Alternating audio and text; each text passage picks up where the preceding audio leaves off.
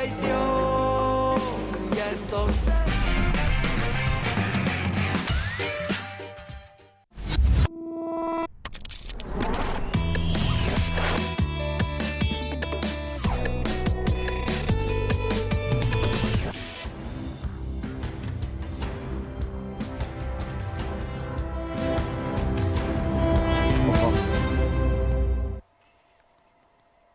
Muy buenas noches, provincia. Bienvenidos a compartir la edición central de Noticiero 11. En los próximos 60 minutos vamos a compartir lo más importante de la jornada informativa del día de hoy, a la espera de palabras que va a tener el presidente de la Nación. Cadena nacional se anuncia en la jornada del día de hoy de Javier Milei. Todo hace prever que hará referencia a los vetos que ha enviado al Congreso Nacional en los últimos días y a los que podría sumar en las próximas semanas, básicamente con lo que está aprobando el Congreso en las últimas sesiones, fundamentalmente en diputados la última sesión, a la situación cambiaria del país, al aumento que ha tenido el dólar en los últimos días en la República Argentina, al déficit cero, básicamente, que todo gira en base a esos números que el gobierno presenta como un gran logro de gestión que le ha permitido bajar la inflación, aunque en estos últimos días hemos tenido un aumento. Por ejemplo, Ciudad de Buenos Aires ya habla de arriba de un 2% de inflación, 2,5% en Ciudad de Buenos Aires en el mes de julio. En minutos, a la espera de cadena nacional, estará hablando el presidente de la Nación, Javier Milei.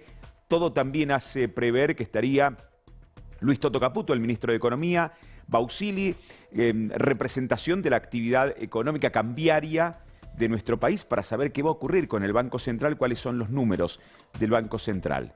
Y justamente parte de los temas que va a hablar el presidente de la Nación, vamos anticipando y comenzamos a desarrollar. Uno de los temas que hablará seguramente el veto que dentro de algunas semanas enviará al Congreso cuando apruebe la Cámara de Senadores una nueva partida presupuestaria para las universidades. ¿Se acuerdan que el año pasado fue un año de marchas universitarias en la República Argentina? Entonces volvemos a poner en contexto la discusión de universidades, la realidad de las universidades y en este caso de la Universidad Nacional de Salta. Hace un tiempo, cuando asumió la nueva conducción, hace un par de meses atrás, se hablaba de un déficit de 950 millones. Vamos a actualizar esos números y la realidad financiera que vive hoy la Casa de Altos Estudios.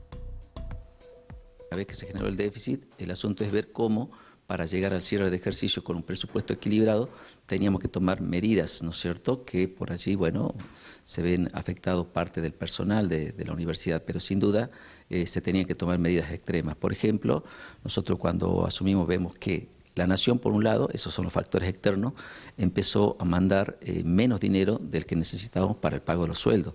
Consideremos que gran parte del presupuesto, prácticamente un 90%, se destina al inciso 1, que es sueldo de personal docente y no docente.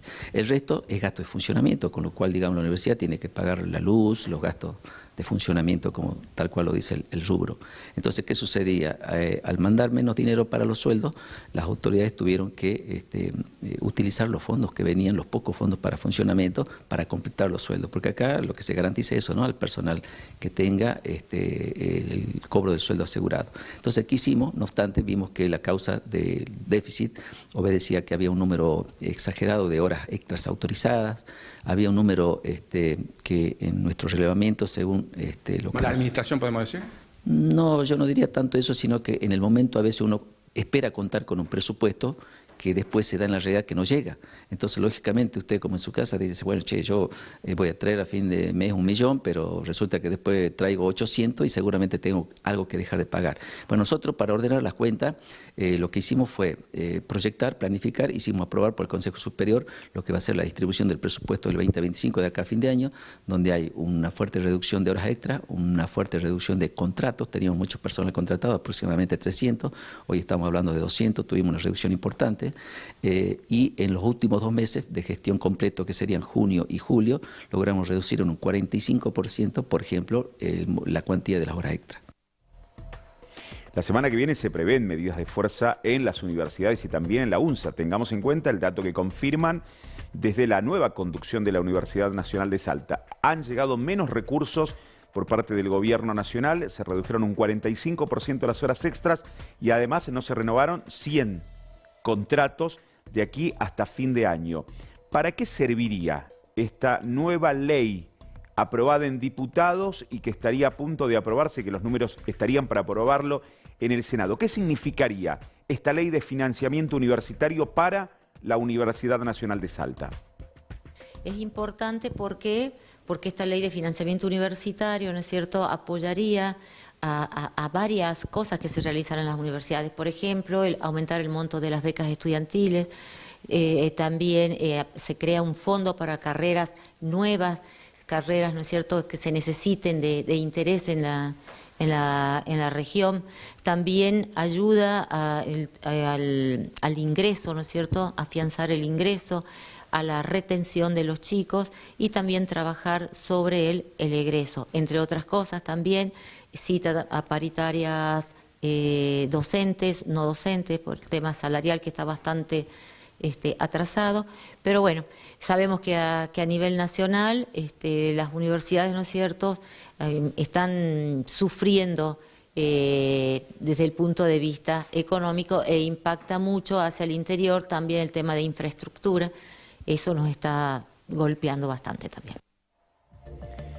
Milei hablaría en cadena nacional dentro de algunos minutos de este tema, financiamiento universitario. También hablaría del veto que envió al Congreso Nacional con respecto a la ley de emergencia en discapacidad. Y volvió a ser tema de agenda, tema de discusión, no solamente por lo que envió el presidente de la Nación, sino porque en estas últimas horas, en conferencia de prensa, Manuel Adorni volvió a hablar del tema de la discapacidad en la República Argentina, de los controles que viene realizando el gobierno nacional. Dio números que generaron cierta polémica. Escuchemos al vocero presidencial. Por discapacidad ya suspendió más de 100.000 pensiones, concretamente 110.522 pensiones que habían sido mal otorgadas en gestiones anteriores. Además, se dieron de baja otras 8.107 que correspondían a personas fallecidas y unas 10.038 de pensiones de personas que efectivamente tomaron la decisión de renunciar a la pensión. Entre ellas, las pensiones suspendidas, se encontraron casos resonantes, algunas veces hemos contado algún caso acá, de gente que presentó la misma radiografía que otras personas, el mismo ecocardiograma y la misma medición de presión. 1.026.000 a 1.222.000 pensiones en diciembre de 2023, es decir, después de los 4 años de la gestión del profesor Fernández. Este número estratosférico no corresponde a un país que no sufrió guerras militares ni catástrofes naturales. Para ponerlo en perspectiva, la población activa de Israel que recibe pensión por discapacidad es del 3,5%, mientras que en Argentina es del 4,6%. Israel es un país que sufrió, como bien ustedes saben, por desgracia, decenas de atentados terroristas y que se encuentra en un conflicto bélico permanente. Argentina, por su lado, no tuvo guerras ni catástrofes naturales, solo tuvo 20 años de kirchnerismo. El Congreso esta semana defendió este sistema corrupto, un sistema que desvió fondos de todos los argentinos en favor de los amigos de la política. No es casualidad, gran parte de quienes pululan en el Congreso son los mismos que diseñaron este sistema. Tomamos parte de lo que decía Manuel Adorni en la jornada de hoy para poner datos respecto a la situación de discapacidad en Argentina y en el mundo. Vamos a repasar algunos de ellos. Veamos la cuestión de las poblaciones. Mencionaba Israel como un caso. Israel ha tenido estos datos estadísticos oficiales de el Buró de Estadísticas de Israel, que viene a ser nuestro INDEC o la forma de medición que tiene Israel de sus estadísticas poblacionales. 9.974.000 personas en 2021, registró aproximadamente 1.600.000 personas con discapacidad, esto es el 16% de la población. Respecto a la población argentina, recordemos que el censo de 45.700.000 personas, el 10,2% tiene algún tipo de discapacidad, dice el informe correspondiente al censo. Cuando se respondió en el censo, 10,2% algún tipo de discapacidad, menos de lo que tiene Israel, pero de ese 10,2%, el 2,67% accedió, hasta hace algunos meses atrás, a algún beneficio por parte del Estado Nacional. Vamos a poner más números respecto a la cuestión discapacidad. Cuando se menciona que es muy alta la estadística de discapacidad en la Argentina, según lo que cita Manuel Adorni, fuimos a buscar. El Departamento de Estadísticas del 11TV buscó justamente este material y nos dice: el Banco Mundial aporta cierta claridad respecto a lo que pasa en el mundo. Estima que el 15% de la población vive con alguna discapacidad. En la Argentina era del 10,2%, en Israel el 16%. Dice además el vocero presidencial: el nivel tan alto de discapacidad solamente se da en países que tienen guerras o catástrofes. Veamos qué dice el Banco Mundial al respecto. La prevalencia de la discapacidad suele ser mayor en los países en desarrollo. La pobreza, la falta de acceso a servicios de salud y la guerra pueden contribuir a esta situación. La data, la definición es del Banco Mundial. No tiene que ver con una cuestión ideológica. De los 3 aspectos que marca el Banco Mundial que son propensos a esta situación, 2 tiene claramente la Argentina: pobreza, falta de accesos a servicios de salud en muchos casos. Esta es la situación con respecto al tema discapacidad. Se prevé que dentro de minutos en la cadena nacional Milei hable de universidades, hable de discapacidad y hable también de jubilaciones. Algo anticipó Federico Sturzenegger, uno de los ministros estrellas del gobierno nacional, en un diálogo radial en la jornada de hoy. A ver, me parece que obviamente a todos nosotros, a cualquier persona, uno querría que los jubilados ganen más, que tengamos una buena protección para la discapacidad. Eso me parece que va totalmente, no se tiene que discutir. Ahora, la gente que te está diciendo eso bajó las jubilaciones un 30% en el último mandato que estuvieron en el gobierno. Dejaron las jubilaciones en $80, con lo cual parece que se preocupan ahora de algo que cuando gobernaron no se preocuparon. Y lo que nosotros decimos es que la crueldad más grande que tiene Argentina es esa situación de desequilibrio fiscal que nos dejó con 70% de los niños en la pobreza. Entonces el punto fundamental para que Argentina vuelva a crecer, que Argentina sea una sociedad más justa, que eventualmente crezca y que ese crecimiento nos permita pagar mejor de manera generalizada, es la estabilidad macroeconómica, que es lo que el presidente... Entonces, ¿qué es la crueldad? La crueldad es decir, me interesan las jubilaciones y bajarlas 30%, o trabajar para el equilibrio fiscal que en el mandato de Javier Milei ha permitido que las jubilaciones recuperen poder adquisitivo entre un 15 y 20%, ¿no? Entonces, me parece que hay un devenir de los hechos fácticos reales. Con Javier las jubilaciones subieron y con Alberto Fernández las jubilaciones cayeron 30%. Y tenemos que concentrarnos en eso, porque esa es la realidad. Después el discurso, que me vengan a decir que se preocupan por los jubilados, aquellos que las bajaron 30%, la verdad, es política.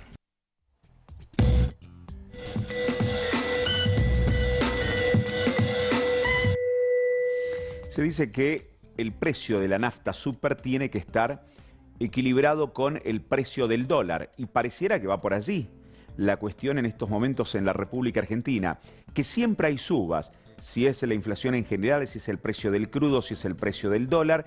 Una sola vez, y hubo hasta un gran festejo, hubo hasta conferencia de prensa, ¿se acuerdan cuando bajó apenas centavos la nafta en la República Argentina? En realidad pareciera que estaba tomando impulso esa famosa definición que se dio cuando inmediatamente volvieron a aparecer los precios. Hoy se conoció un nuevo aumento.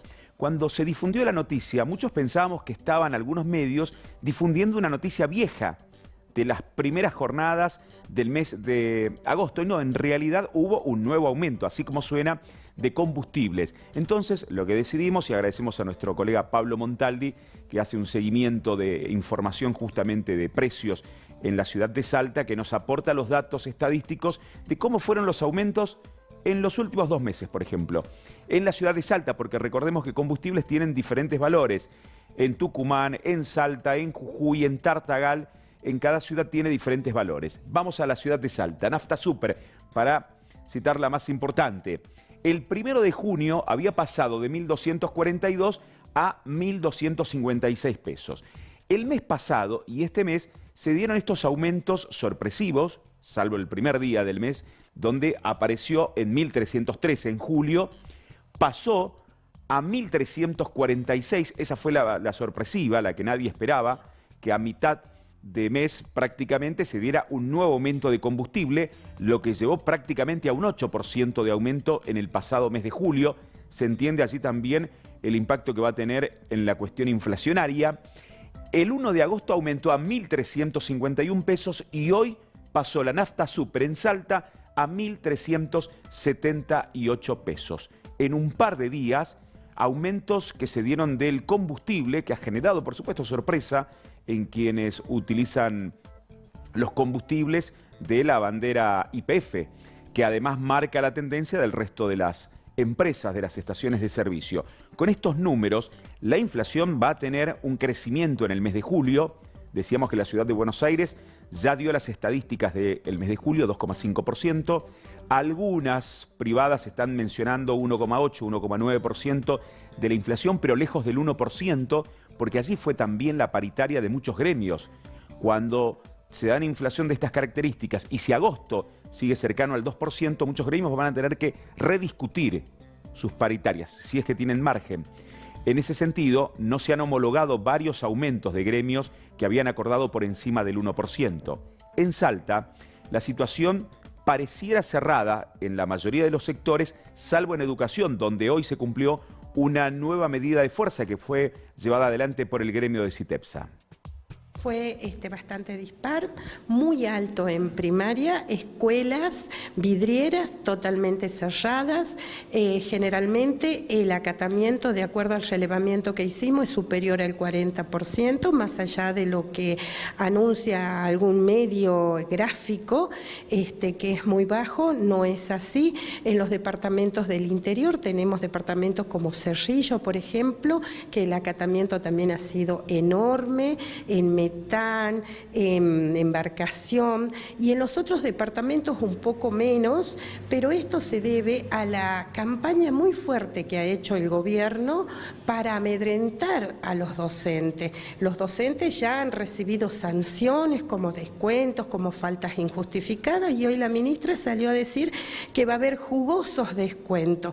Esto es un irrespeto, una falta total de consideración hacia los docentes. Ha salido a decir que los docentes no entienden la oferta salarial y en realidad sí la entienden que un 4% significan 2 kilos de carne al bolsillo del trabajador. Entonces esto es lo que los docentes están diciendo, que a pesar de todo lo que hace el gobierno, con los anuncios ribombantes, con el silencio, el bozal mediático que le ha puesto al sindicato, y con todas las amenazas que hemos estado sufriendo, los docentes les están diciendo al gobierno: lo que nos han ofrecido es insuficiente, no los aceptamos y vamos a seguir luchando por una verdadera recomposición. ¿Nuevas medidas? Sí, nosotros el día de mañana tenemos asamblea provincial de afiliados a las 16 horas y a partir de allí vamos a analizar cómo ha sido el acatamiento en los distintos departamentos. La gente viene con mandato y por supuesto los afiliados acá de Capital haremos el análisis y decidiremos cómo continúa la lucha. Este es el primer día de un plan de lucha. Un dato nada más a Victoria Cervera, por supuesto a quien respetamos y escuchamos permanentemente.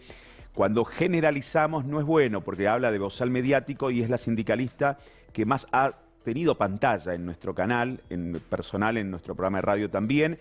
Creo que ha sido la de mayor difusión de sus propuestas, su mirada, sus perspectivas de las negociaciones paritarias. Y como siempre seguiremos abriendo nuestros micrófonos, nuestras cámaras para que puedan expresarse todos los sectores gremiales y políticos de todos los sectores y espacios y pensamientos. Esa es la idea de nuestro servicio informativo.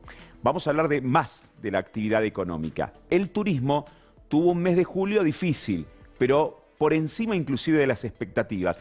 Todavía turistas que están disfrutando de la ciudad de Salta, de la provincia de Salta, y por supuesto que este es uno de las experiencias turísticas más requeridas, el tren a las nubes que tuvo un récord durante el mes de julio. Lamentablemente, con un inconveniente, con una falla que dejó varados a más de 300 pasajeros en la Puna salteña.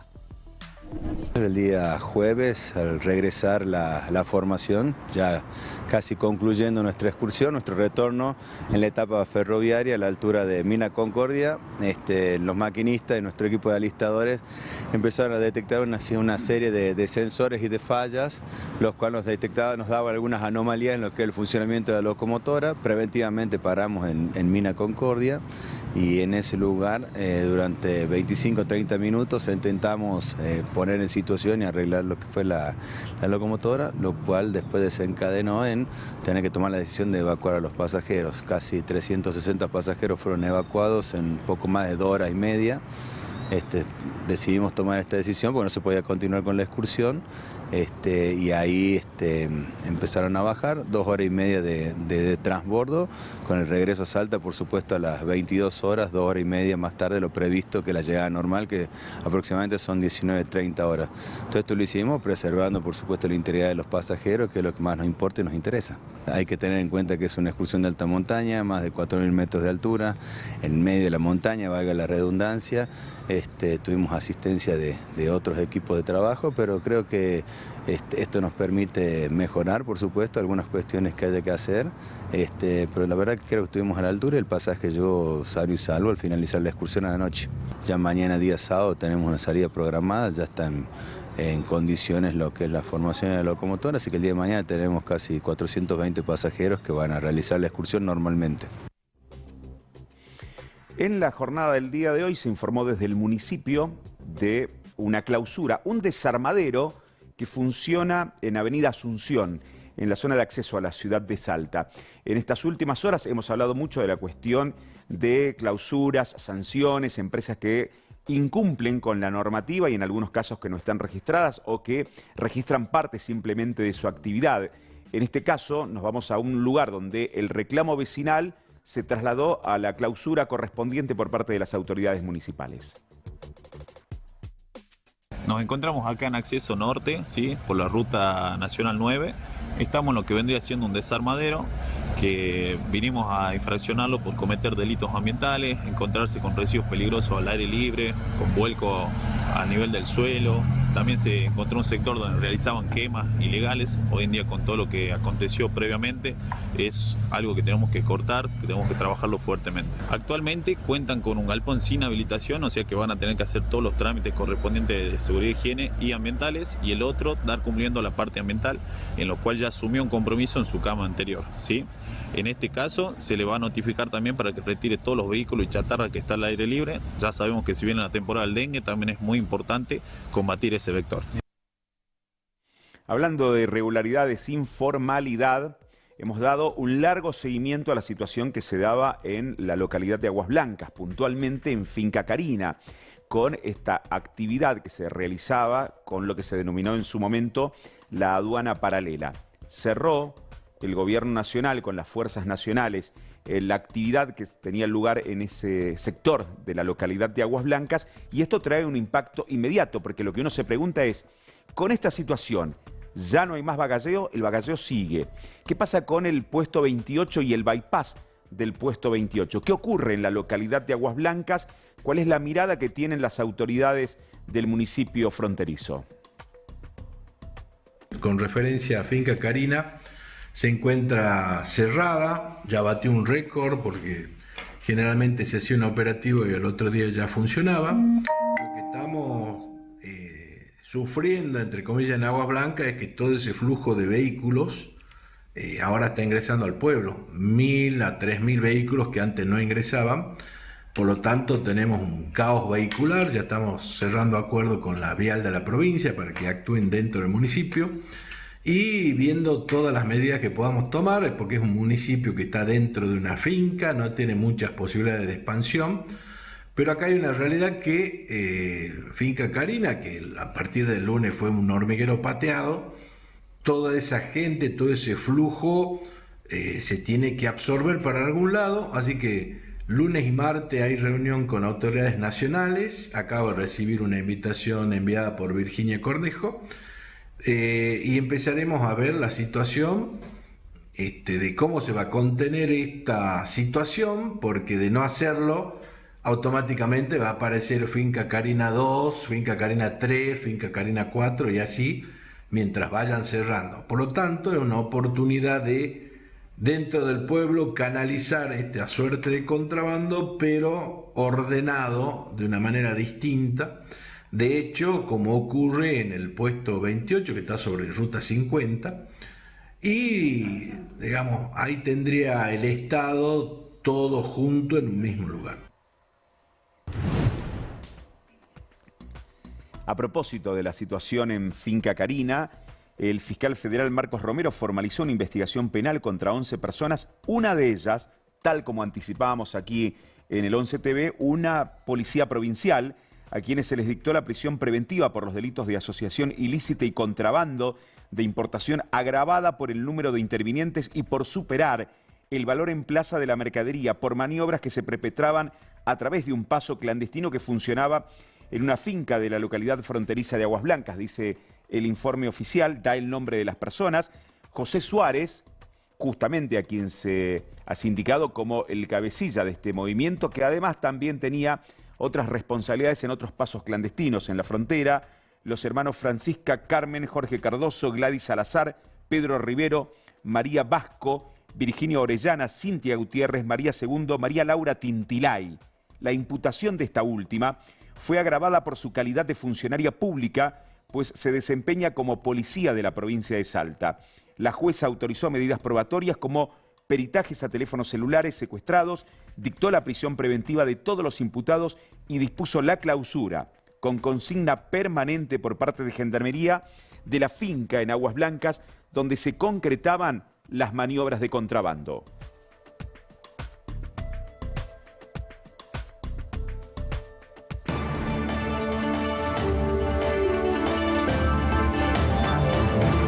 A fines del mes de octubre, los salteños, los argentinos, vamos a las urnas para elegir las autoridades legislativas que nos van a representar.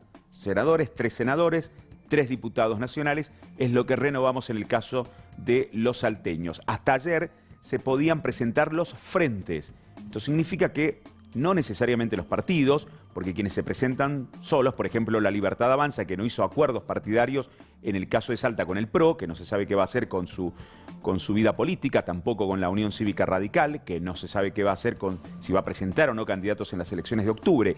Sí se presentaron 3 frentes que van a competir como tales en las próximas elecciones. Repasamos y compartimos algunos datos que tienen que ver con los mismos. Uno de ellos, de las alianzas para octubre, que nuclea aparentemente, estos son los nombres que están rondando. No significa que van a ser los candidatos, porque de aquí a los próximos 10 días hay un largo trecho para determinar quiénes van a ser los candidatos de este frente.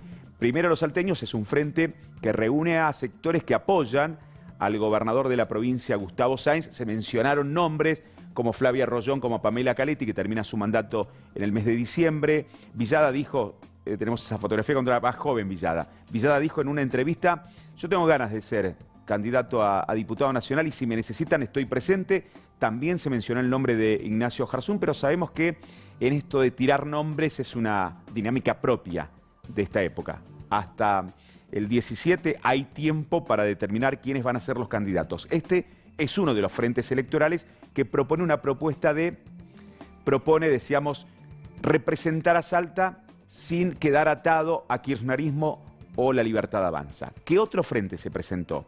Este quizás fue el más sorpresivo porque el peronismo terminó uniéndose con nombres que parecían muy alejados. Fuerza Patria Salta tiene a Juan Manuel Urtubey, al ex gobernador de la provincia de Salta, que manifestó su intención de ser candidato a senador, es precandidato dentro de este espacio. Sergio Osoleavi, que es actual senador nacional, y Emiliano Estrada, el actual diputado nacional, que también termina su mandato en el mes de diciembre. Son sectores dentro del peronismo que habían tenido sus diferencias. Urtubey había tenido marcadas diferencias con el kirchnerismo.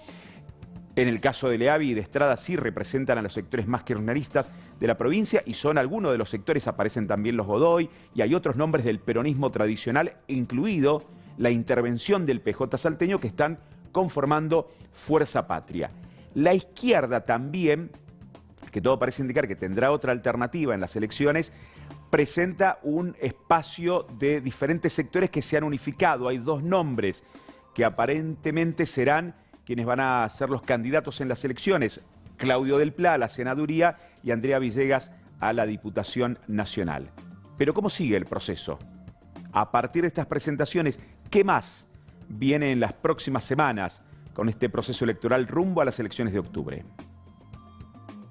El plazo de presentación de frentes, en Salta se presentaron 3, el Frente de Izquierda y Trabajadores, el Frente Primero Los Salteños y Fuerza Patria. Esto no quiere decir que no vaya otras fuerzas a participar como partido, ¿verdad? Exacto, los partidos que no se presentaron dentro de ningún frente pueden presentar candidatos hasta el día 17 de agosto. ¿Eso es lo que sigue? ¿Es el próximo límite en cuanto a esto? Sí, tenemos el 12, tenemos la asignación de colores. Después está la audiencia el 17, perdón, ya se constituye la Junta Electoral y la presentación de listas. Y boleta única papel, la modalidad que tendremos los salteños. Hay provincias que ya están votando con boleta única papel. ¿Sabemos cómo funciona? Hay posibilidades de conocer, de informarnos, de manera tal de no sorprendernos en el próximo mes de octubre. A nivel nacional vamos a debutar con la boleta única papel. Es un sistema totalmente nuevo, tiene varias diferencias con el anterior. Por ejemplo, que las autoridades de mesa van a estar dentro del recinto de votación. Vamos a llegar, vamos a darle el documento a la autoridad de mesa, nos van a dar la boleta única, ahí nos vamos a ir atrás de un biombo, nos van a traer un marcador y atrás del biombo vamos a marcar. En Salta votamos senadores nacionales y diputados nacionales. Se puede, si alguien quiere votar en blanco, no marca nada y la dobla y emite su voto. Si querés votar en una categoría, marcás dentro del cuadradito que tiene, y si querés votar las dos, también podés votar las dos. Si tenés algún tipo de error y hiciste una marca que no corresponde, siempre y cuando todavía no hayas introducido tu voto en la urna, le pedís a la autoridad de mesa y te van a cambiar la boleta. Otro cambio es que la boleta solo va a tener la firma del presidente, no firman los fiscales. ¿Va a haber capacitaciones para las autoridades de mesa en cuanto a esto? Sí, para las capacitaciones estamos preparando las capacitaciones para las autoridades de mesa. Lo que pasa es que todavía no se designaron las autoridades de mesa. Una vez que se designen, vamos a viajar y vamos a hacer capacitaciones. También vamos a tener delegados judiciales en cada escuela y estamos haciendo convenios con las universidades nacionales y con el gobierno. Hicimos un convenio con la Rural para estar en la feria de la Rural y con la Feria Potencia también para hacer capacitación ciudadana. Vamos a llevar simuladores como estos que están acá para que la gente pueda practicar. También vamos a llevar... ¿Se puede venir acá a practicar? Se puede practicar acá, en el Juzgado Federal, tanto en la Secretaría Electoral como en el resto del juzgado hay simuladores. Y vamos a llevar en la UNSA hay una feria en septiembre, como les decía, también en la Rural, en la Feria Potencia, y vamos a salir a capacitar con simuladores y con boletas de papel también. Agosto está marcado por celebraciones religiosas, especialmente en el interior de nuestra provincia. Una de ellas, Joaquín B. González. La semana que viene hay celebraciones en muchos lugares del interior que vamos a tratar de demostrar. La mayoría de las celebraciones de demostraciones de fe, porque agosto es un mes de muchas celebraciones religiosas. Santo Domingo de Guzmán, una de ellas en Joaquín B. González. Allí, en el departamento Anta, se cumplieron las principales celebraciones y rescatamos de este material oficial que nos ha llegado testimonios realmente de qué piensa la gente, el vecino de Joaquín B. González, qué le pide a su santo patrono.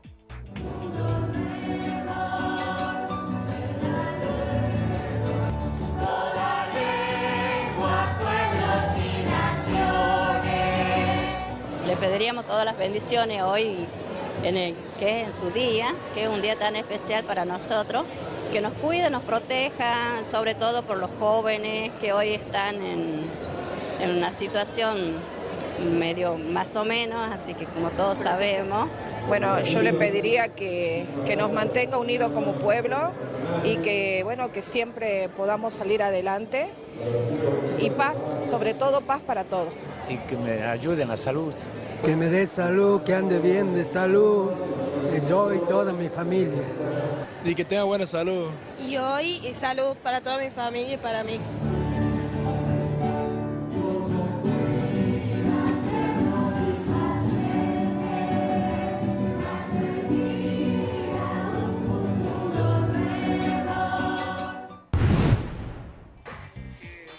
Y estas imágenes que nos envía Luis, que es un devoto de San Cayetano, nos cuenta que en San José de Metán se cumplió una procesión y posterior desfile gaucho en honor a San Cayetano. Tuvimos durante las últimas horas y vamos a tener durante las próximas horas diferentes celebraciones en honor a San Cayetano. Ayer teníamos un informe desde lo económico, pero nos quedamos puntualmente con lo religioso, uno de los santos con mayor devoción para quienes van a pedir y también quienes van a agradecer tener a San Cayetano como protector. En Metán, además de las diferentes celebraciones, se viene en septiembre la celebración del Milagro, así tradicional en esa localidad del sur de nuestra provincia. Se vivió, pese a las condiciones climáticas que observamos, la solemne procesión y el posterior desfile gaucho, las agrupaciones gauchas que estuvieron recorriendo las calles de la localidad de Metán en honor al patrono del pan y del trabajo.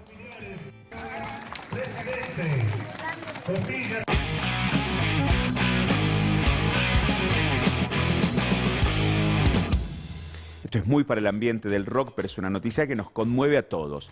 El Piti Álvarez ha sido un gran artista, es un gran artista, un gran compositor, un gran músico, pero que ha atravesado en la vida absolutamente de todo. Lo último, inclusive, estuvo preso por un homicidio que cometió. Sin embargo, pese a toda la historia que se conoce del Piti, esta información de hoy sorprendió a todo el mundo. Él mismo lo anunciaba. Voy a decirles oficialmente de que vamos a estar el 5 de diciembre en el Estadio Vélez, ¿no? Y que antes de eso vamos a grabar. Ya lo tenemos grabado, estamos terminando el video. Espero que Luis se ponga las pilas. Bueno, esas son las noticias de que vamos a estar el 5 de diciembre en Vélez y que antes de eso vamos a presentar un tema muy lindo que grabamos y espero que lo disfruten, ¿sí? Por ahora les cuento esto. Muchas gracias por el aguante. Cristian Piti Álvarez, 7 años después, vuelve a los escenarios. Seguramente un repaso por los grandes éxitos de Viejas Locas, de Intoxicados, uno de los realmente referentes de los últimos tiempos de nuestro rock nacional, y en el medio una vida que ha sido pública por sus situaciones violentas, la muerte de una persona en el medio, los excesos que han rodeado siempre al líder de Viejas Locas y de Intoxicados. Vuelve y va a ser un estadio, nada más y nada menos. Hay mucha expectativa en el mundo del rock. Con él nos vamos a la pausa. Ya seguimos con más información en la pantalla del 11. Y aunque no esté reloj en toda la semana y tenga ganas de desmayarme